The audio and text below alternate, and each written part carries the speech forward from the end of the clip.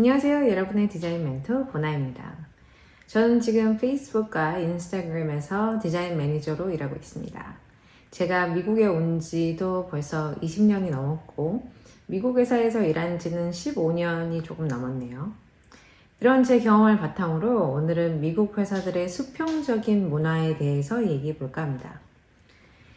주변에서 간혹 넌 왜 미국에서 자리 잡았냐고 물어보는 분들이 계시는데요.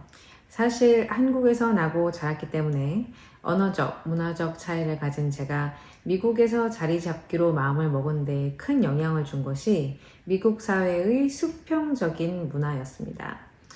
저는 고등학교까지 한국에서 마쳤는데요.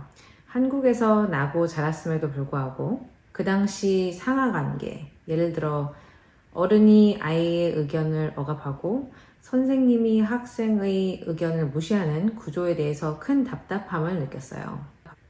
제가 부당하다고 느끼는 것에 대해서 의문을 제기하거나 발언을 하면 싸가지가 없다든지 대든다든지 성격이 안 좋다, 모난 돌이 정 맞는다 라며 많이 꾸중을 듣곤 했죠.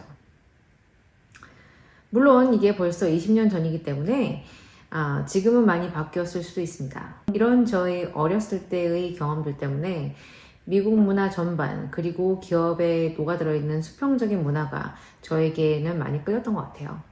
미국 영화나 드라마를 보시면 CEO하고도 이름을 부르면서 주말에 뭐 했냐고 묻고 그러잖아요. 저도 처음엔 이게 적응하기 꽤나 힘들었어요. 직급이 높은 사람 앞에선 뭔가 위축되고 제가 뭘 잘했는지 못했는지 들여다볼 것만 같았거든요. 근데 제 멘토 중에 하나가 그러더라고요. 네가 어떤 사람의 직급이 높다고 해서 그 사람을 어렵게 대한다면 직급이 낮은 사람의 의견을 무시할 수도 있다는 얘기인데 그런 것은 사람을 도구로만 판단하는 아주 좋지 않은 습관이라고 말이죠.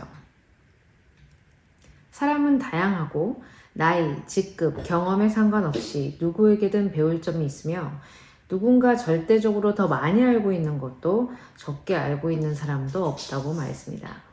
그리고 이런 인식은 문화 전반에 퍼져 있죠. 그러니까 상사라고 해서 나보다 더 많이 안다는 법도 혹은 그 사람들의 의견이 나보다 꼭 더 맞다는 법도 없는 것입니다.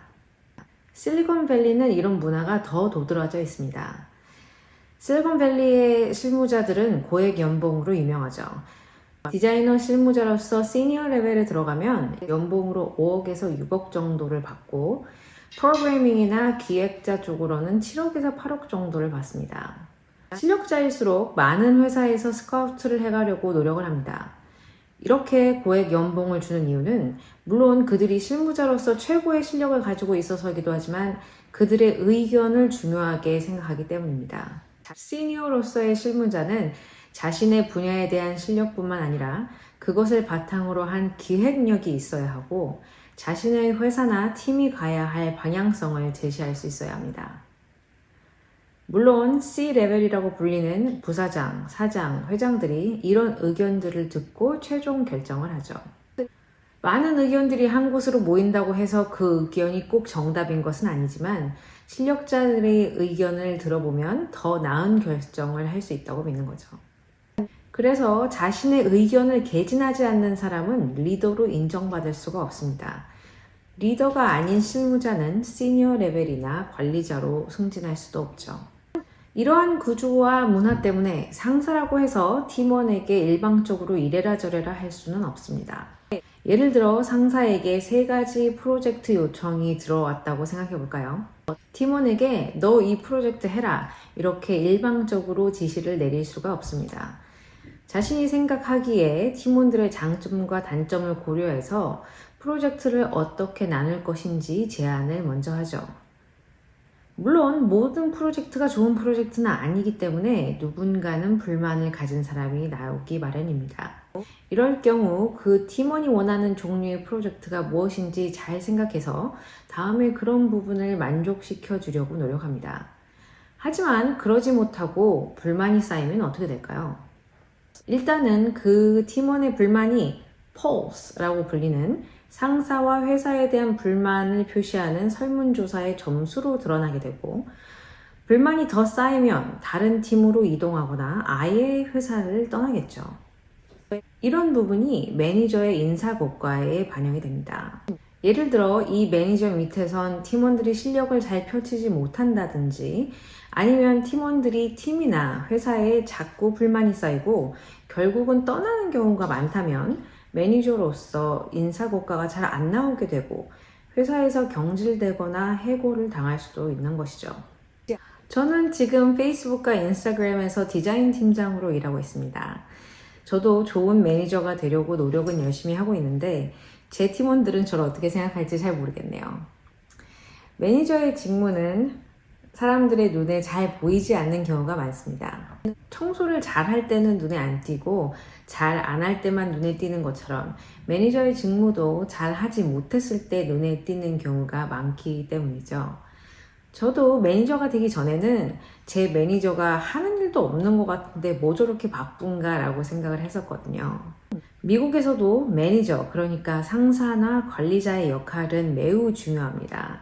좋은 매니저를 만난다는 것은 그 사람의 직장 생활을 더 활기차고 행복하게 만들고 승진에 매우 중요한 역할을 하죠. 그래서 많은 사람들이 좋은 매니저를 만나면 그 매니저를 따라서 팀을 옮기기도 하고 회사를 옮기기도 합니다. 그럼 어떤 매니저가 좋은 매니저고 어떤 매니저가 나쁜 매니저일까요? 일단 큰 회사의 매니저들이 기본은 하는 이유는 매니저 교육이 잘 되어 있고 upward feedback 이라고 하는 직원이 상사를 채점하고 피드백을 주는 시스템이 잘 갖춰져 있기 때문입니다. 그래서 보통의 실리콘밸리의 대기업들의 매니저는 대체로 기본은 하는 경우가 많습니다. 제 생각에 좋은 매니저란 내 실력을 최고로 이끌어주고 또 나를 성장시키는 매니저라고 생각합니다. 예를 들자면 팀원들에게 회사 내부와 외부의 상황을 잘 설명해서 더 나은 기획을 할 수 있게 해준다든지 나의 장점에 잘 맞는 프로젝트를 물어다 준다든지 내 장점과 단점에 대해 자주 피드백을 줘서 더 잘 성장할 수 있게 해준다든지 다른 팀과의 협력 관계를 더 돈독히 하여 큰 프로젝트가 잘 진행될 수 있게 한다든지 실력자들을 고용하거나 스카우트하여 팀의 역량을 확 키우든지 하는 방법 말입니다. 제가 생각했을 때 나쁜 매니저는 그 반대입니다. 실무자의 능력을 최고치로 이끌어주지 못하고 성장을 저하시키는 매니저들이죠. 그리고 이렇게 되는 방법은 너무나 많습니다. 잘하고 못하고의 기준이 시시때때로 바뀐다든지 정확한 지침을 주지 않는다든지 회사의 이익만 앞세워서 직원을 짜내고 그것을 바탕으로 자신만 승진을 한다든지 실력에 관계없이 자신이 마음에 드는 사람에게만 좋은 프로젝트를 주거나 승진을 시킨다든지 하는 당연하게 안 좋은 매니저들도 있고요. 그런 식으로 눈에 띄게 나쁜 건 아니지만 팀원의 성장을 저하시키는 매니저들도 있습니다. 예를 들어 사람이 참 좋고 착하지만 나에게 좋은 소리만 해서 나의 성장을 저하시킨다든지 나를 좋아해서 자기 팀에만 끼고 있는다든지 감정적으로 호소하여 성장 가능성이 떨어지는 회사에 매여 있게 하는 매니저들이죠. 그럼 나쁜 매니저를 만났을 때는 어떻게 해야 할까요? 일단 이 사람이 정말 나쁜 매니저인가 아니면 고쳐서 쓸 수 있는 수준인가를 생각해 봐야겠죠. 일주일에 한 번씩 101이라고 하는 1대1 면담을 주기적으로 하시고 한 달에 한 번은 45분에서 1시간 정도의 career conversation 이를 해달라고 신청을 하세요. 만약에 상사가 싫다고 거부를 한다면 관계를 개선할 의지가 별로 없는 것일 수도 있습니다. 1대1 면담에서는 자신의 전반적인 회사 생활이 어떤지, 매니저로부터 어떤 도움이 필요한지, 요즘 회사 생활에서 골몰하고 있는 것은 무엇인지에 대해서 얘기하는 것이 좋습니다. Career Conversation에서는 그것보다 좀 더 긴 호흡의 토픽을 이야기하시면 좋은데요. 예를 들어 2, 3년 안에 자신이 이루고 싶은 것은 무엇인지, 그러기 위해서 지금 해야 되는 것은 무엇인지, 자신의 인사고과는 어떻게 되어가고 있는지에 대해서 이야기하는 것이 좋습니다. 이런 노력의 전반을 Managing Up 이라고 부르는데요. 이것은 매니저가 자신을 어떻게 관리하는지 그냥 두는 것이 아니라 팀원이 적극적으로 매니저가 자신을 관리하는 방식을 바꾸는 것을 얘기합니다. 처음 매니저를 만났을 때 또한 적극적으로 매니저가 자신을 잘 관리할 수 있는 방식을 이야기해 주는 것이 좋은데요.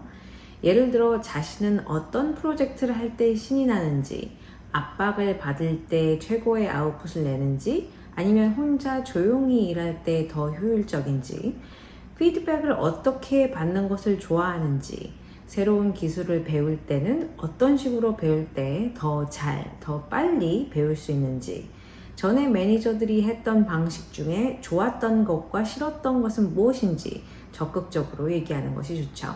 이런 일련의 노력을 해보았는데 바뀌는 것이 없다든지, 아니면 매니저가 다른 사람의 피드백을 수용하지 않는 사람이라면 팀을 바꾸시거나 다른 회사를 알아보시거나 아니면 그 팀의 매니저가 바뀌도록 유도해 보시는 것도 방법입니다. 매니저라는 것은 실무만큼이나 혹은 그보다 더 쉽지 않은 직업인 것 같습니다.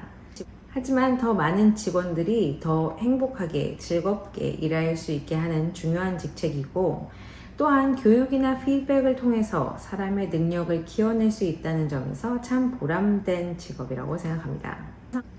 여러분은 지금 어떤 상사와 일하고 계신가요? 혹시 강압적이거나 상하적인 관계에서 일하면서 고민 중이신 분이라면 외국계 기업이나 외국에서의 취업을 고려해 보시는 것도 좋은 방법일 것 같습니다. 이 영상이 도움이 되셨다면 좋아요, 구독, 알림 설정 해주시면 더 많은 분들이 영상을 찾는 데 도움이 됩니다. 궁금한 점이 있으시다면 댓글로 남겨주세요. 영상이나 댓글을 통해서 답변해 드리도록 하겠습니다. 여러분의 디자인 멘토 보나였습니다. 감사합니다.